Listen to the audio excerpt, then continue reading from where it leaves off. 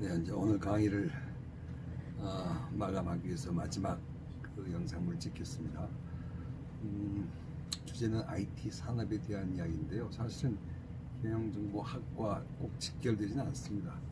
그러나 경영정보학에서 배웠던 개념대로라면 그 회사가 가지고 있는 IT의 자원을 모두를 소유하려고 하지 말고 모든 걸 직접 개발하려고 하지 말고 필요한 만큼은 컨설팅 회사 혹은 다른 IT 서비스 기업으로부터의 도움을 받아서 아웃소싱을 해가지고 필요한 만큼을 이제 확보를 하면 된다.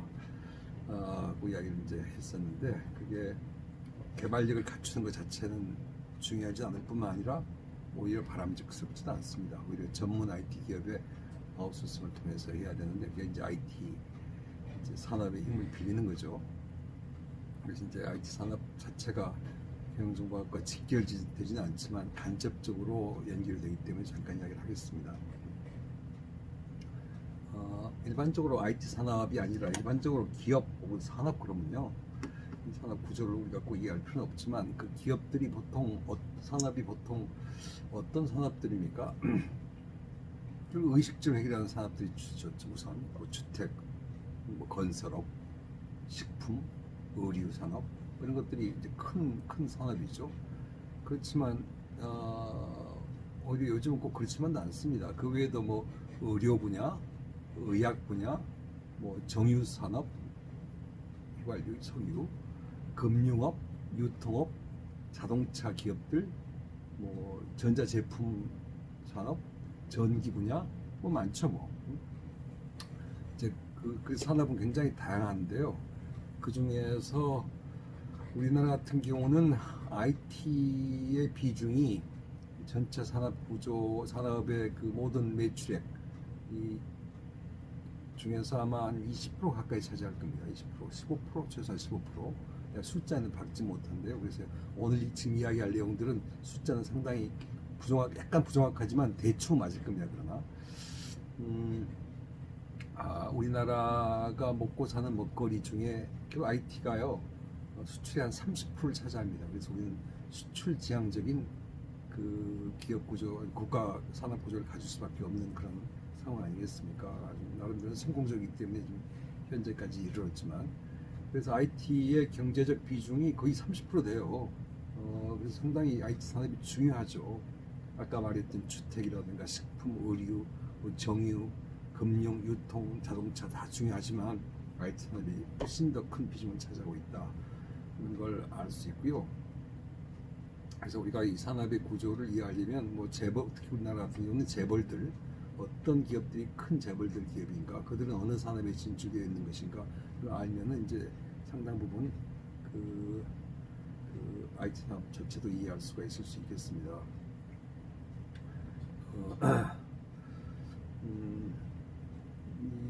이제 매출액 같은 것도 잠깐 살펴볼 만한데요. 일단 그 관념적으로 매출액의 척도를 삼기 위해서 우리나라의 정부 예산이 연 몇 프로, 얼마 될까요? 연 몇 조 원인지 여러분 들어봤습니까? 나도 정확치 않은데 최근에 400조 원을 뛰어넘었어요. 그래서 우리나라 총 정부 예산이요 약 450조 칩시다. 450조쯤 됩니다.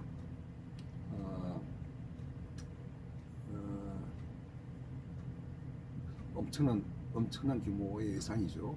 굉장히 급속히 이제 늘었습니다. 최근에 뭐 200조에서 뛰어넘은 것이 얼마 안 됐는데 300조 되더니 금방 400조 이렇게 됐네요. 굉장히 제법 큰 예산을 가지고 있는 국가 중에 하나죠. 그만큼 우리의 경제력이 커졌다는 것도 의미하고요. 우리나라의 이제 GDP가 지금 1인당 뭐 3만 불 시대를 뛰어넘은 지 벌써 몇 년 됐으니까요. 뭐 그런 적도 하다고 보겠습니다. 산업 구조를 잠깐 이해를 이제 잠깐 하기 위해서 일단 일반적으로 큰 대기업들이 무엇인지를 일단 볼까요? 그러기 전에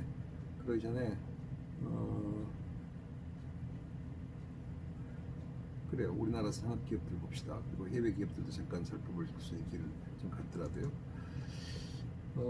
이런 그림들, 작년 통계치 같은데요. 대충 이거 보면요, 머릿속에 얼만큼 삼성전자가 큰 비중을 차지하고 있는지 여러분 알 겁니다. 그죠? 그죠? 아까 말했듯이 우리나라 정부 예산이 400조가 좀 넘는다고 그랬습니다. 근데 삼성의 매출액이요, 자산입니까 매출입니까? 매출 같으네요. 매출액 240조예요. 240조. 막 삼성전자가 그 우린 그 증권 시장의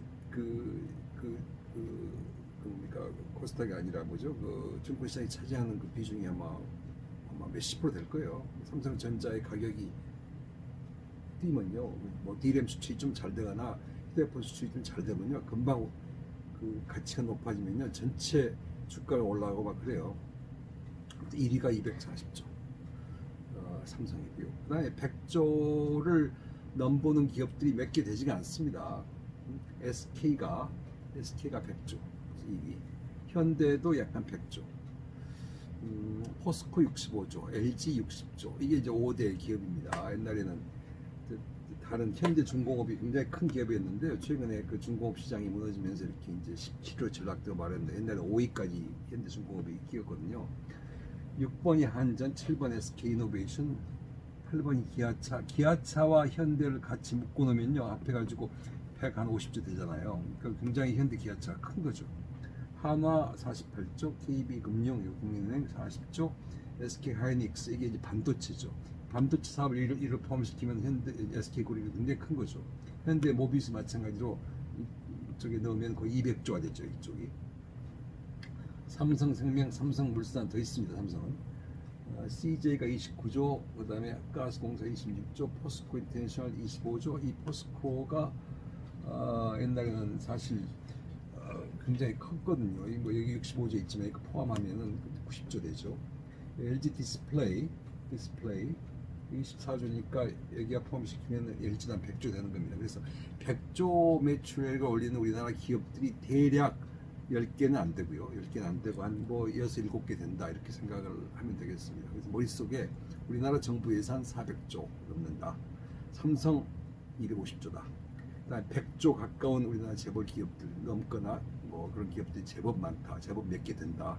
이 조 단위를 머릿속에 염두에 두고 우리가 보통 뭐 1조 감각이 없잖아요. 10조도 감각이 없잖아요. 근데 지금 이것이 무엇을 말하는 것인가 하는 생각을 좀 할 만하죠. 이번에 코로나 바이러스 때문에 긴급 재정권을 발동시켜서 전 국민에게 그 재난 극복 그 여러 가지 자금 지원을 해주자는 그 정부 예산이 한 10조 된다고 그랬잖아요. 10조. 큰 거죠. 그러나 우리나라 정부 전체 예산이 400조 넘기 때문에 10조는 추경 예산으로 봤을 때 굉장히 큰 금액인 건 맞지만 특정 목적을 위해서 그러나 충분히 우리가 감당할 수 있는 그런 규모입니다. 사실 국제 발행을 하든 뭐 안 하든 간에 그 자체가 중요한 게 아니고요. 그래서 이 그림을 한번 알아보자고요. 잠깐 내가 그래서 이 기업들을 좀 세계적인 세계 기업들, 국내 기업들, 일반 기업들 좀 알만하고요. IT 기업들 좀 알만하고 함으로써 여러분의 산업이 어떻게 움직이는 것인가를 머릿속에 한번 일단 머릿속에 둔 다음에 그 다음에 IT 산업에 대한 이해를 내 나름대로 잠깐 그림 하나를 보여주겠습니다. 잠깐 내가 미리 검색해 놨던 몇 개를 볼게요. 세계 기업들 큰 것들 포브스가 발표했던 기업들이 뭐가 큰 것이 있는지 잠깐 누가 블로그에 있길래 잠깐 보면요. 잘 안 보일 수도 있는데 내가 읽어보겠습니다. 세계 흐름을 이해하기 위해서요. 영중방이 아니습니다.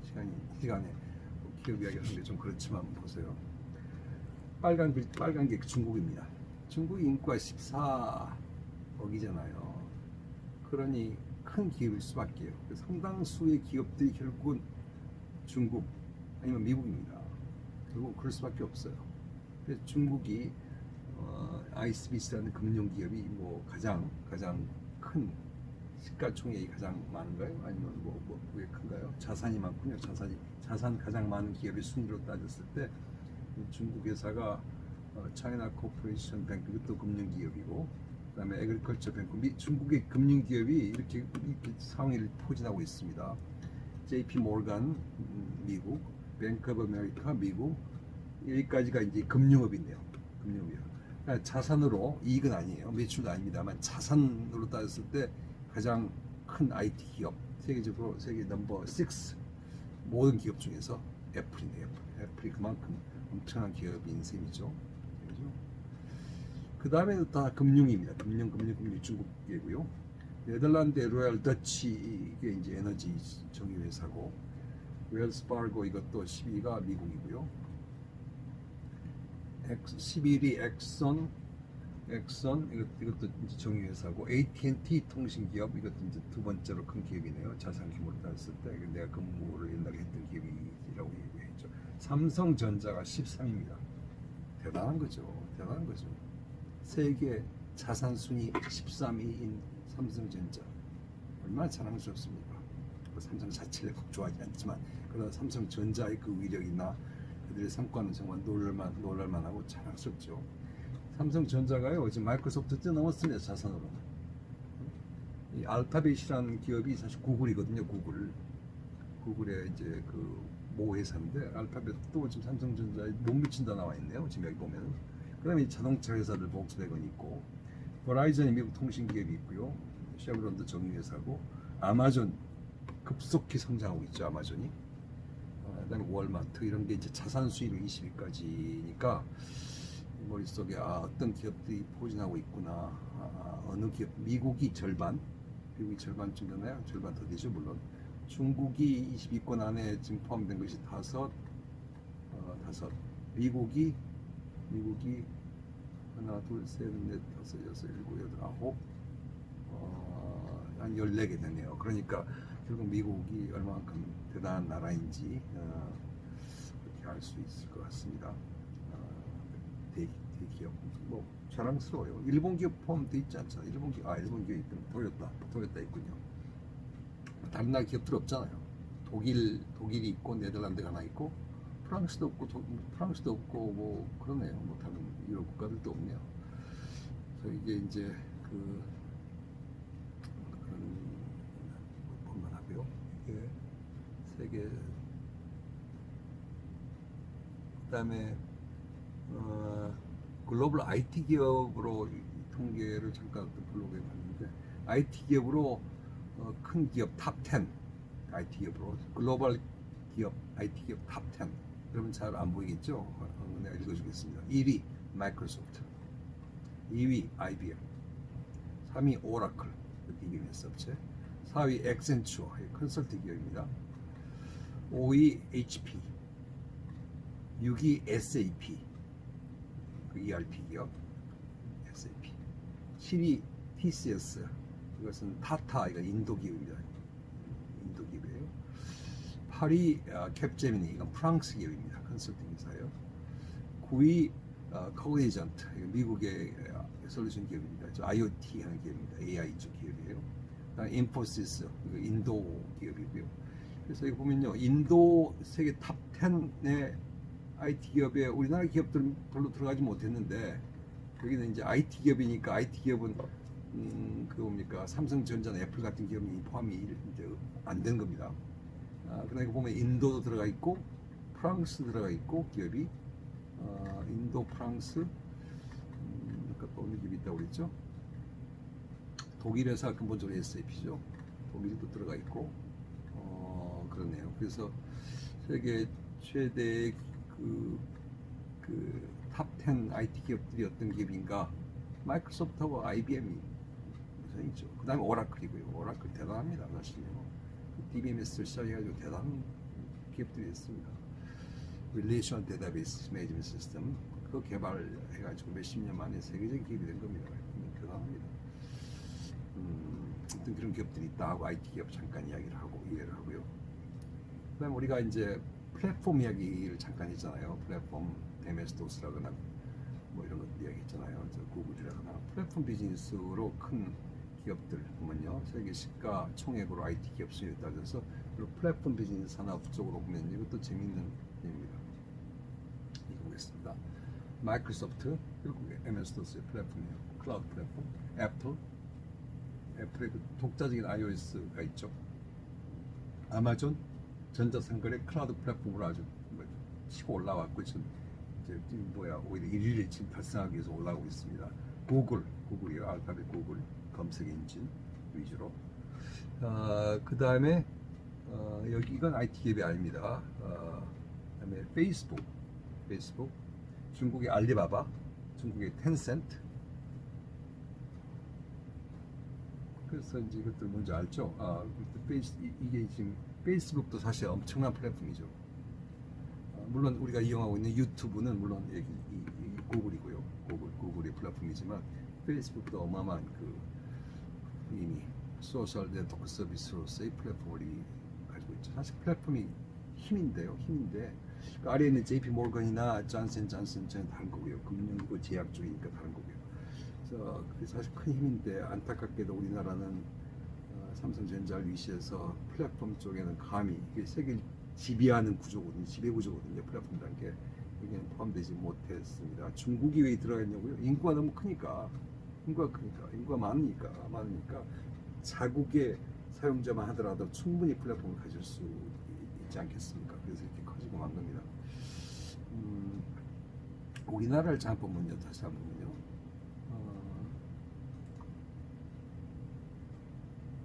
국내 매출 순위 일반 기업을 잠깐 보면요. 아까 잠깐 말했죠. 삼성전자, 한국전력 매출액 2000 작년 말 기준입니다. 현대차, 기아차. 근데 이제 한전은 국내 시장이 주지만은 삼성전자나 현대기아차나 포스코 이런 기업들, 또 뭐 LG전자 이런 기업들, SK도 그렇고요. 상당 부분이 약 8, 90%가 해외에서의 매출입니다. 국내는 10%가 조금 넘을 듯 하고요. 예를 삼성전자의 그 갤럭시 폰 같은 것은 그 총 매출액 자체가 삼성전자의 매출액이 90%는 해외에서 들어온 겁니다. 그리고 국내 시장은 10%밖에 안 돼요. 아마 자동차도 어느 정도 비슷하지 않을까 싶은데 자동차는 조금 더 국내 비중이 클까요? 다시 봐. 삼성전자, 한국전력, 현대, 기아차, 포스코, LG전자, SK하이닉스 반도체죠. S-오일, 한국가스공사, 포스코 인터내셔널, 포스코 이렇게 있다. 매출액으로 따지면은 뭐 다시 앞부분만 보면 됩니다. 이게 154조, 58조 매출액으로요. 현대 49조, 33조 합해서 82조네요. 포스코 30조, LG전자 뭐 30조쯤 이렇게 된다. 지금 이 154조의 매출액과 아까 이야기했던 삼성전자의 매출액 240조와의 차이가 뭔지는 잘 모르겠습니다. 좀 그렇고요. 더 내려가면은 현대모비스, LG화학, LG디스플레이, 삼성물산, KT가 통신기업 아닙니까? KT가 18조예요. 18조. 그래서 KT의 매출, 유무선 매출이 대략 18조고 나온 거 머리에 두기 바랍니다. 18조예요. SK텔레콤은 한 12, 13조 될 겁니다. LG텔레콤은 10조가 못 될 거예요, 물론. LGU 플러스. LGU 플러스 12조로 되어 있네요. 그래서 LGU 플러스가 12조, KT가 18조, SK는 그 사이쯤 될 텐데 왜 이게 포함 안 됐나 모르겠네요.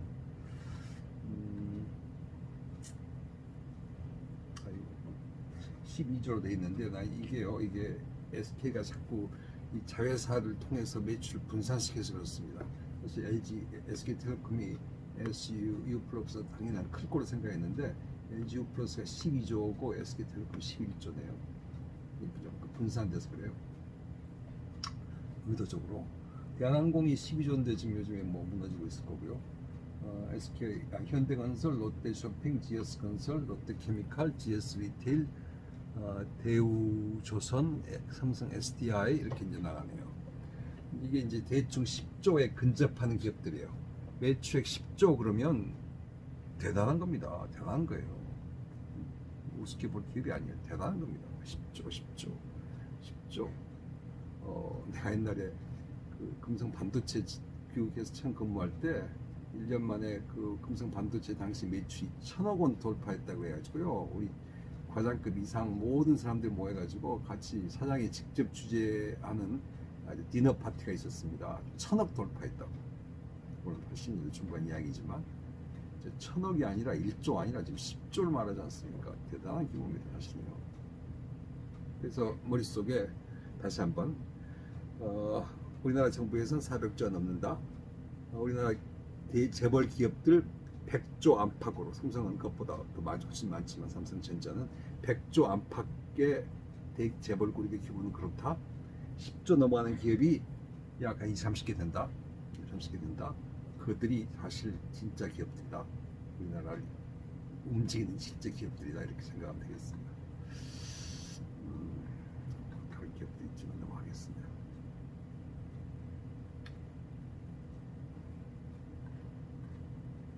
(1조) 넘는 기업이 총 몇 개가 됩니까? 이거 보면 1조 넘는 기업이 100개 넘네요. 100개 넘네요. 100, 순위 100에 들리면 벌써 매출액이 1조가 넘습니다. 그래서 이런 것이요, 그냥 상식적으로 누가 어느 기업이 무슨 매출이 얼마 됐는지가 뭐 얼마 중요하겠습니까? 그렇지만 여러분 머릿속에 그냥 상식으로 대충 숫자 몇 개, 400조, 100조, 10조, 1조 정도에서의 몇 개 기업들의 그림을 머릿속에 담고 있으면, 그 척도를 머릿속에 담고 있으면 뉴스에서 또 어느 IT 기업이 얼마큼 성공적인가를 들을 때 그렇구나 하고 비교가 되잖아요. 그래서 이 몇 가지는 좀 알아둘만 하다는 거죠. 그래서 내가 굳이 이렇게 잠깐 이 표들을 보여주는 겁니다.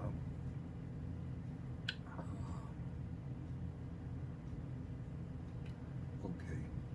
자, 이제 IT 다시 한번 이야기를 하려고 하는데요.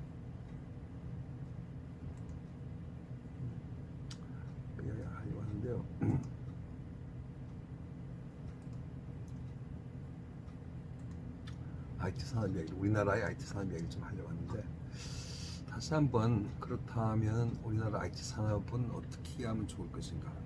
우리나라의 IT 산업이요? 우리나라의 IT 기업을 조금 이해를 좀 하기 위해서 내가 이런 그림을 한번 보여준 적이 있습니다. 옛날에 설명하기 위해서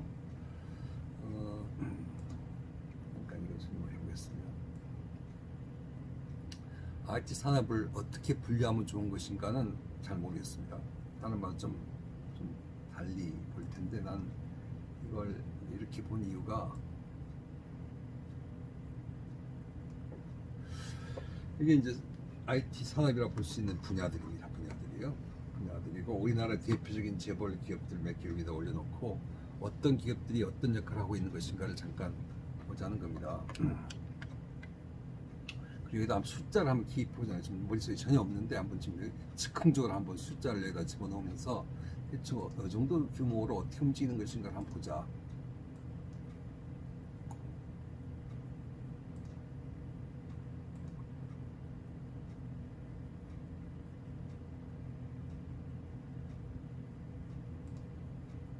준비를 좀 하려고요.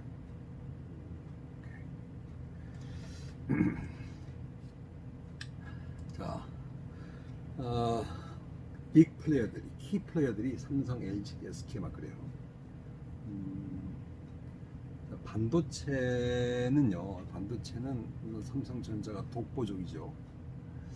하이닉스란 기업의 탄생 배경은 원래는 SK가 참 복도 많은 기업입니다, 사실은요. SK 하이닉스의 탄생한 배경은 원래 금성 반도체가 있었습니다, LG그룹에. 그다음에 현대 반도체가 있었어요, 현대그룹에. 근데 지난번 IMF를 맞을 때 기업이 구조 조정을 하면서 LG 기업의 금성 반도체를 내놓으라고 그랬어요. 기업이 너무 많다, 한 산업에 불필요한 경쟁이고 산업 효율성이 떨어진다 해서 정부가 구조 조정을 하면서 금성 반도체를 나쁘게 말하면 뺏어서 현대 쪽으로 몰아줬습니다. 그리고 당시 데이콤을 가져라 하고 LG한테 줬습니다. LG가 이제 늘 안타까워하는 것이 바로 그때 그 사건인데요. 괜찮을 것 같았던 데이콤은 껍데기 밖에 사실 없던 기업이었고, 정말 중요한 반도체 사업을 뺏겼다는 것은 LG가 치명적이죠. 반도체 산업은 단순히 반도체가 아니라 사실 가전제품 만들 때 결정적인 그 부품들을 만들 수 있단 말이죠. 그래서 LG가 아주 지금도 아주 대단한 그 과거를 이제 원망하는데요. 김대중 정권 때 그 뭡니까 저 IMF를 맞았을 때 그 당시 구조조정의 해결책으로서 금성 반도체를 뺏긴 걸 지금도 아주 가장 안타까워합니다. 아무튼 금성 반도체가 현대 반도체와 합쳐졌어요. 합쳐져 가지고 그걸 잘 경영했으면 좋으련만 현대전자가 약간 문제점이 생기고요. 당시에 정몽헌인가요? 정몽헌 지금 뭐 그때 그 약간 자살해가지고 비극을 맞은 정몽헌 당시 회장이 현대기업에서 반도체와 더불어서 현대전자를 다 아우르는 이쪽을 맡고 있었는데 결국은 이제 무엇이 문제였는지 아무튼 그 양반이 이제 죽었어요. 죽음으로써 이제 모든 게 와해가 되어버렸습니다. 아무튼 그러면서 생겨난 것이 이름이 현대의 하이닉스였는데 그 하이닉스가 최근에 몇 년 전에 SK로 넘어간 거죠. 그래서 SK는 SK텔레콤 하고요, SK케미칼에서 벌어들인 돈으로 이 엄청난 하이닉스 사업을 움켜쥔 겁니다. 반도체 사업을. 그래서 지금 승승장구하고 있는 거예요, SK가. 그리고 지금 반도체 분야에서 하이닉스는 뭐 대단한 규모입니다. 대단해요. 아까 매출이 얼마인지 머릿속에 안 남았는데, 그래서 삼성전자와 하이닉스를 합쳐서 반도체의 우리나라 그 두 기업의 매출만 보고요. 내가 지금 대충 써보겠습니다. 지금 매출액이 이쪽 분야에서만 해가지고 삼성전자 매출액이 아까 250조쯤 된다고 그랬습니까? 그 중에 삼성전자의 매출액은 주로 가전과 반도체와 그 다음에 스마트폰이거든요. 스마트폰이 효자입니다. 반도체도 효자죠. 그래서 대충 삼성전자가 100조 원, 하이닉스 한 50조 원, 150조쯤 된다. 이렇게 한번 써볼게요. 한번. 예, 맞지 않지만 대충 전체 IT 산업의 규모가 나중에 얼마나 되는지 한번 통계를 매겨보기 위해서 한번 써보겠습니다. 여기서 150쯤 된다. 뭐 일단 봅시다. 뭐 안암전자 뭐 이런 게 옛날 반도체 있었지만 이건 좀 써야 됩니다. 우리가 이 산업을 이해할 때 이제 지금 내가 세 개씩 좀 있잖아요. 이렇게 세 개 있잖아요. 이 삼강 정책이라는 게 있습니다. 삼강 정책. 삼강 정책의 개념은 한 시장에 세 개의 빅 플레이어들이 있게 만들고 싶다는 겁니다. 국가적 개념에서 세 개가 있으면은 시장이 굉장히 활성화된답니다. 그 이유는 이래요. 하나만 없어, 한 시장에 하나밖에 없잖아요. 그러면 시장을 독점 기반이겠습니까? 그러면은 효율성이 없어요.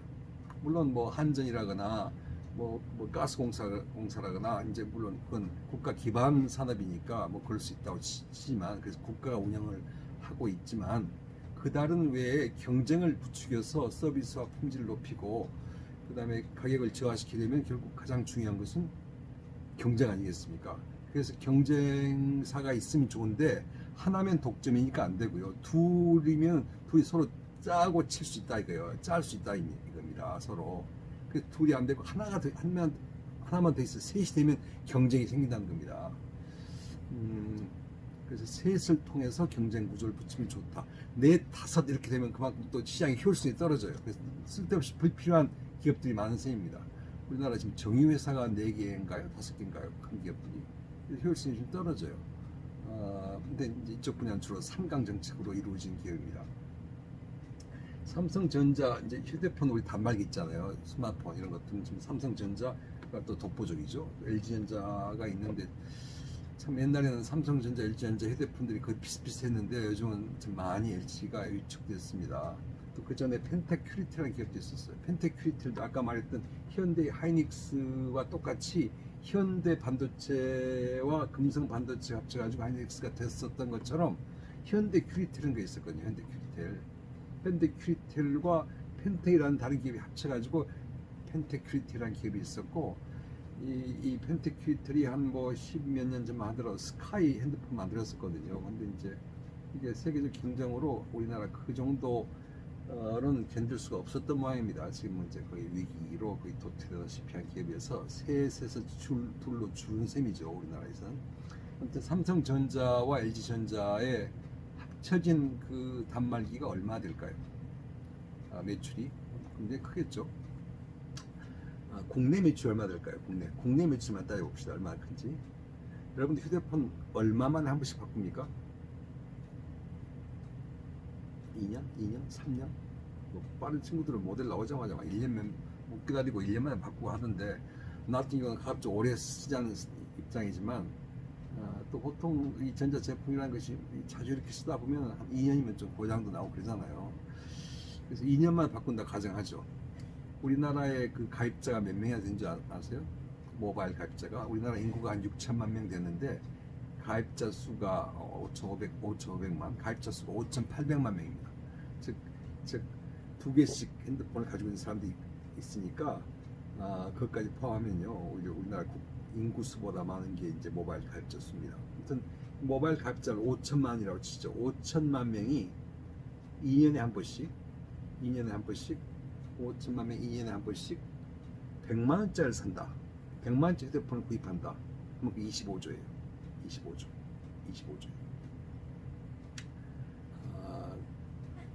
그러니까 내수 시장만 그렇다는 거죠.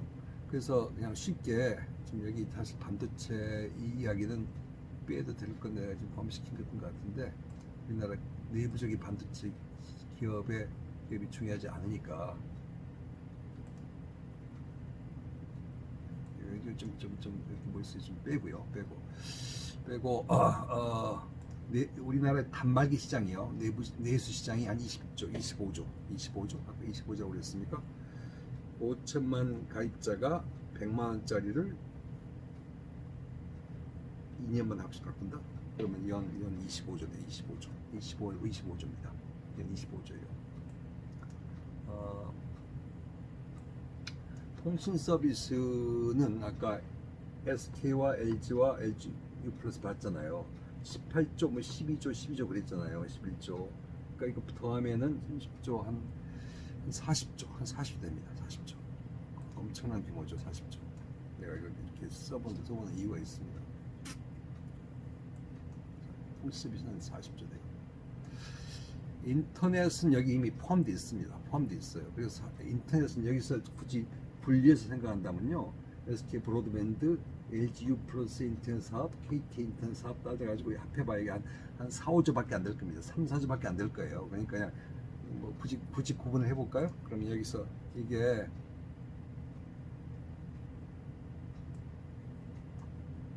이걸 한 35조를 보고요.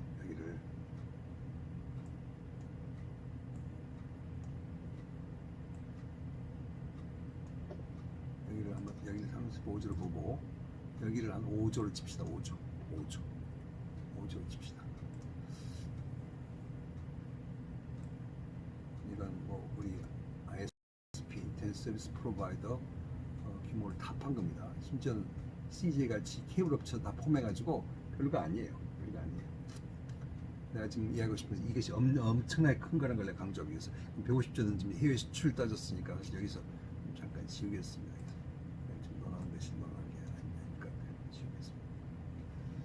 반도체 진짜 IT 산업이라고 보기 힘들고요.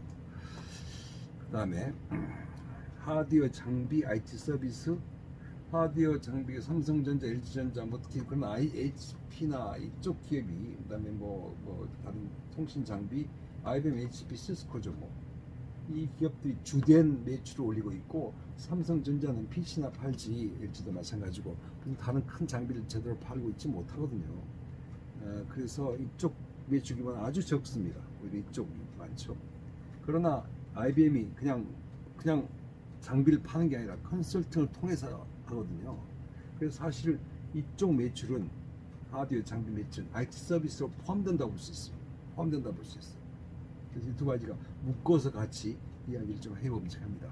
이 묶어서 같이 이야기를 한다 하더라도 전부 합해가지고요, 이들 기업들의 매출 전부 합친다 치더라도 내 추측컨대 이것이 하드웨어, 소프트웨어, 하드웨어 오라클 같은 기업 포함해서요, 하드웨어, 소프트웨어,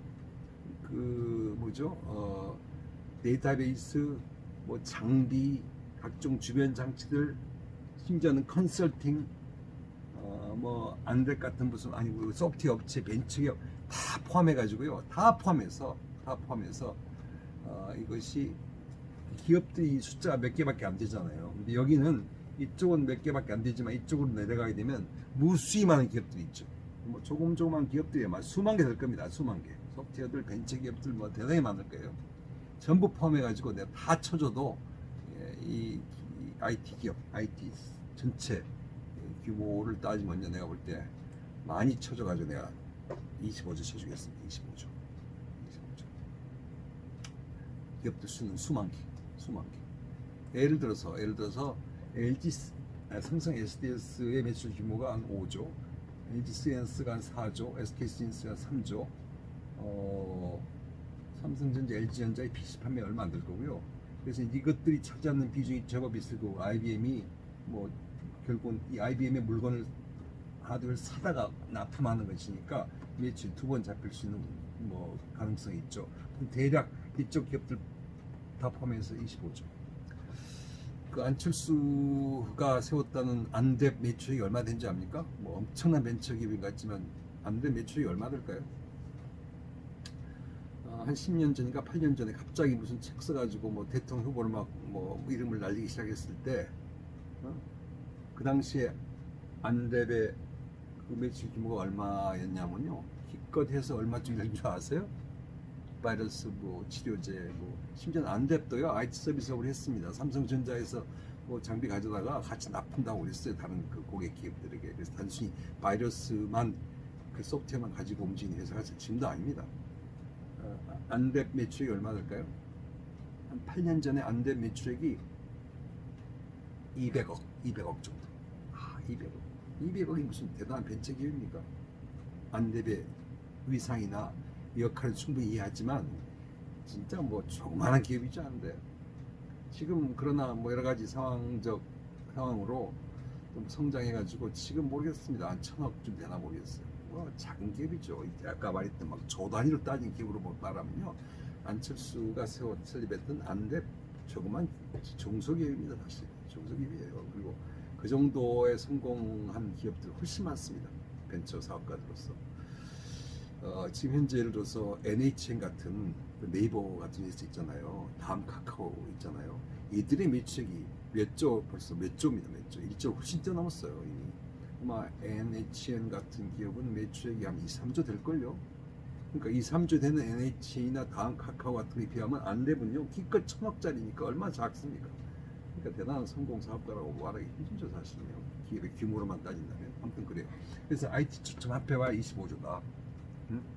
그 다음에 내가 방금 빼먹었습니다. 다음이나 카카오 같은 기업들까지 포함시키면 뭐 한 30조 되겠네요. 여기 내가 깜빡 잊고 안 넣었습니다만, 그걸 굳이 인터넷 기업으로 따지면요, 여기를 우리가 좀 키워서 여기를 한 10조로 칩시다. 여기 10조. 맞아, 그렇게 하면 좋겠네요. 여기 10조 된다 봅시다. 그러니까 네이버와 다음 카카오 같은 기업들 다 포함해서 이야기입니다. 여기가 10조로 봅시다.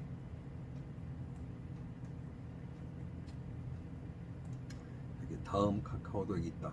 여기 다음도 있고 네이버도 있다. 일단 놓고 기타니까 기타 기업으로 나와치고 이 정도 됩니다. 방송은요, 보통 그 요즘에 통신과 방송의 만남이 진정한 IT 산업을 일으키고 있다고 그러는데 사실 아주 자잘합니다. 자잘해요. KBS나 MBC나 SB 같은 기업들 뭐 종편 방송들 필미들이에요. 뭐 물론 그 뭡니까 매출을 따지면은 국가적 사회적 영향력은 아주 크지만 종편 회사들 다 무너지고 있고요. 사실은요. 그 홈쇼핑 같은 거 빼고, 홈쇼핑을 좀 빼고 이야기한다면 아마 공중파, 종편 다 합치고 케이블 업체까지 다 합쳐가지고 방송 전체 매출 규모가 얼마 될까요? 그러니까 이들은 주로 광고를 먹고 살지 않습니까? 광고. 매출액이라는 것이 결국 그냥 광고 따다가, 여기서부터 광고 따다가 결국 송출식 광고 내보내면서 하는 매출인데, 방송 다 합해가지고 내가 그냥 5조 잡아줄게요. 5조. 크지 않아요. 산업으로는 아주 작습니다. 그다음에 디스플레이 가전이 있는데 디스플레이 산업이 삼성 SD나 LG 디스플레이 해가지고 여기가 나름대로 짭짤할 겁니다. 그러니까 국내 매출 이제 내수시장만 보는 건데 해외 매출로는 뭐 몇 조씩 되겠죠. 근데 국내 디스플레이 시장은 별로 크지가 않습니다. 국내. 그다음에 가전 산업이 엄청난 큰 것 같지만 냉장고, 텔레비전 뭐 엄청난 큰 것 같지만 그것도 크지 않아요. 내수시장은요. 그래서 내수시장만 따지면요. 여기서 내가 많이 이야기를 했을 때 내수시장도 결국 삼성 SDI가 삼성에 납품하고 LG가 LG 디스플레이가 LG에 납품하고 주로 그러겠죠. 뭐 그래가면서 뭐 TV도 만들고 뭐 그러겠죠. 휴대폰 액정도 만들고 그러겠죠. 국내 디스플레이 산업은 굳이 규모로 따지면 글쎄요. 뭐 얼마 들까요? 뭐 몇 조? 몇 조? 한 3조 쳐줄까요? 잘 모르겠지만 3조 안 될 것 같은데요. 3조 안 될 것 같은데 3조 쳐줄게요. 가전? 국내 내수장에서 가전? 뭐 로봇 청소기며 뭐 에어컨이며 전부 따져가지고 국내 가전 얼마 될까요?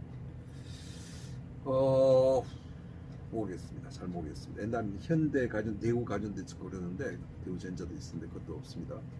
얼마를 볼까요? 그냥 많이 쳐져서 냉장고 값 싸잖아요. 냉장고 등치만 크지 휴대폰이 얼만데요.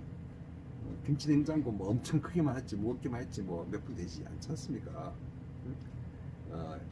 뭐 저기 뭐야 가스 저 전자 저 레인지 뭐 몇만 원짜리밖에 안 되잖아요. 가전제품 다 긁어 모아도요 별거 없어요.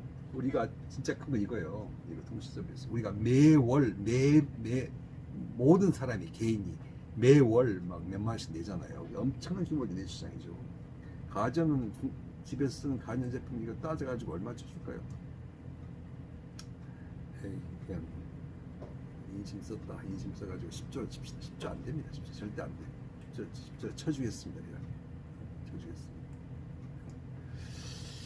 이거 보면은 얼만큼 이 회사들이 큰 회사인지 알 수 있습니다.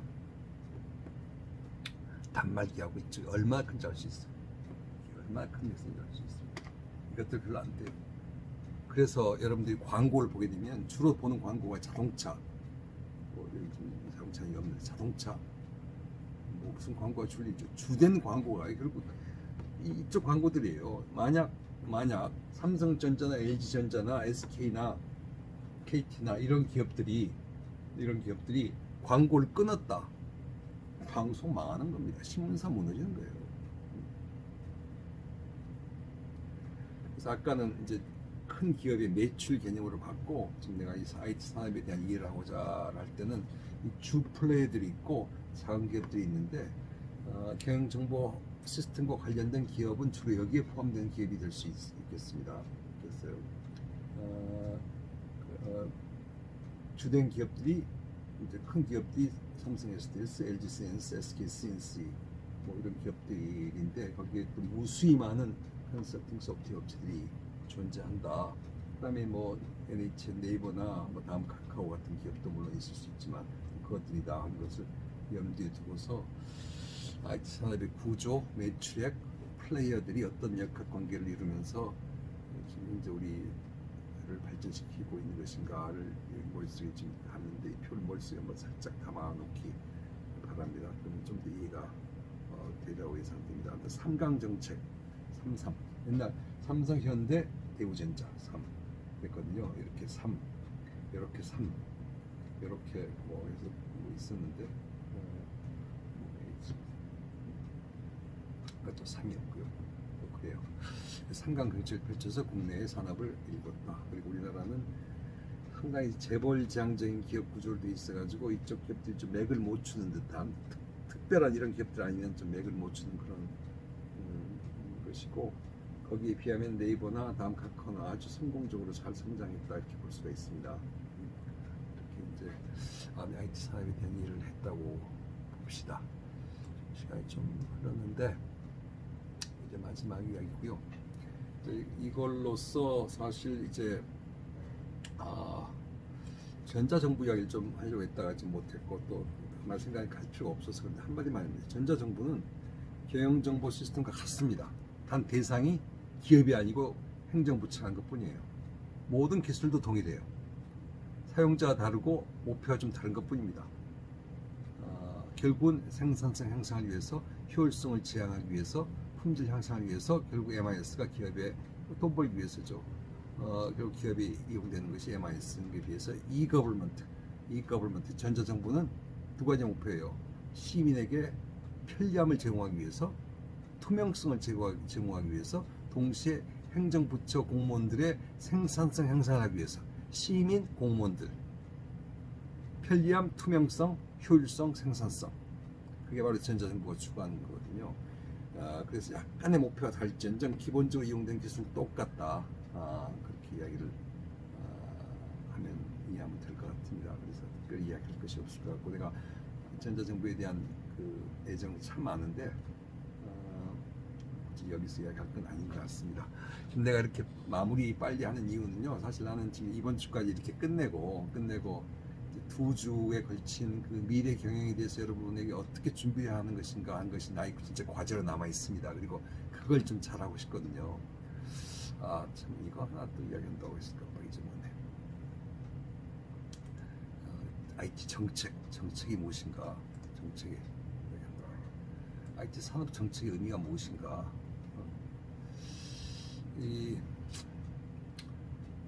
결국 지난번에 이야기했듯이 우리가 기술이 기업을 낳고 기업이 시장을 만들고 시장이 상품을 배출하고 상품은 삶 속에 파고든다. 이 새로운 요구가 등장하면서 R&D를 통해 새로운 기술이 나오고 이게 지금 선순환 구조로 돌아간다 하는 이야기가 지난번에 했지 않습니까? 결국 정책이라는 것은 이것이 정말 잘 원활하게 진행되도록 만들어준 것입니다. 다른 게 아니에요. 우리 키스티, 내가 원장을 했던 키스티가 결국 이 그림을 보는 겁니다. 한마디로 편리함, 투명성, 효율성, 삶에 있어서, 그리고 시장의 경쟁성, 공정 경쟁, 기업 육성, 좋은 기술 개발, 이걸 촉진시키는 것이 결국 정책이란 말이죠. 정책이 결국 법을 만듭니다. 정책 자체만으로는 별로 어떻게 진행될 수가 없어요. 그래서 법으로 보완되는 게 참 중요하죠. 그래서 행정부처 정책을 만들고요, 국회에서 법으로 이게 상정돼야 돼요. 법이 어떤 걸 제공해 주느냐? 정책이 잘 집행되도록 도와줍니다. 어떻게? 법이 제도를 완성시키고 예산을 쏟아볼 수 있게 만들어주고 조직을 만들어줍니다. 조직을.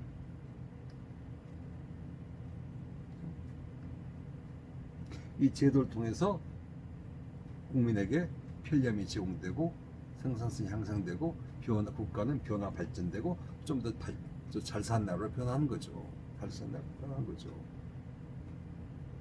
그래서 법을 만든 것이 국회, 정책을 만든 것이 행정부처, 이렇게 된 거죠. 그러면 행정부처에 있는 사람들, 도지사가 됐건 시장이 됐건 아니면 대통령 장관이 됐건, 이 사람들은 결국 누가 뽑느냐? 임명도 많이 하지만 결국 대통령이 지명하잖아요. 또 많은 도지사, 시장들은 우리가 직접 투표로 결정하지 않습니까? 투표로 선발하지 않습니까? 국회의원들도 마찬가지고요. 결국 그래서 정치와 일맥상통할 수밖에 없다. 정책은 정치와 밀접한 관계에 있을 수밖에 없다. 그래서 우리가 정치인을 잘 뽑아야 된다. 투표가 중요하다. 우리의 투표로 참 정치인들이 좋은 정책을 만들고 좋은 법을 만들고, 그럼으로써 이 사이클이 선순환 구조가 되도록 만들어서 우리가 보다 더 잘 살고 행복한 나라를 만든다. 이래서 이제 산업 정책의 의미가 큰 것이다. 이렇게 이야기를 마지막으로 한마디 더 하고 싶습니다. 자, 그래서 우리가 산업에 대한 이해 됐고 정치에 대한 생각도 지금 이제 해보는 시간을 마지막으로 가졌습니다. 50분이 됐는데 이것으로써 IT에 대한 이해, MIS에 대한 이해, 경영정보학이 무엇인가도 깨우쳤고, 그렇죠? 각각 IT의 과거와 현재, 미래 살펴봤고, 경영정보 시스템의 과거와 현재, 경영정보학의 태동 배경, 전략과 혁신의 중요성, IT 각 기술에 대한 또 세밀한 또 이해, 나름대로 시간을 좀 쏟아보고요. 그다음에 오늘 나가서는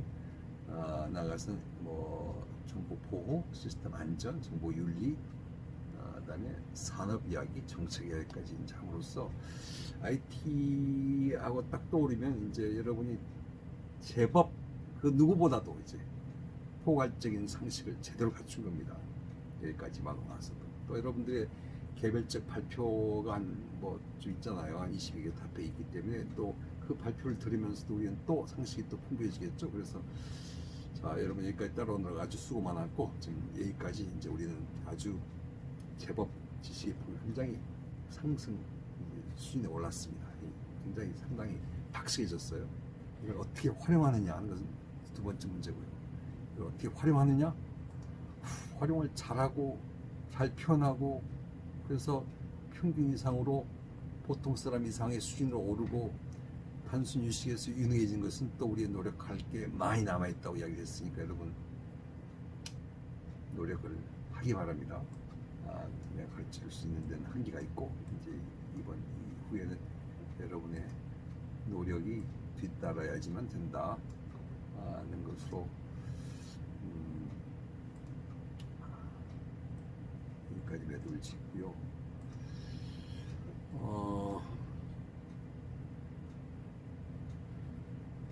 미래경 이야기를 다음 주부터 좀 할 텐데 내가 한 번도 해본 적이 제대로 없어요. 책은 썼지만 아니 가르쳐 본 적 있죠. 교실에 가르쳐 본 적이 있는데 이 유튜브 방송으로 어떻게 해야 될 것인가는 나의 지금 과제로 남아 있습니다.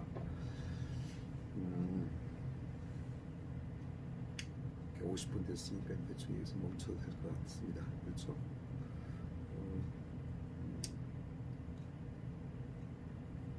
오늘도 수고했습니다. 수고했고 다음 주에 새로운 주제로 전혀 새로운 주제로 만나도록 그렇게 하지요. 그래요. 여러분 수고했습니다.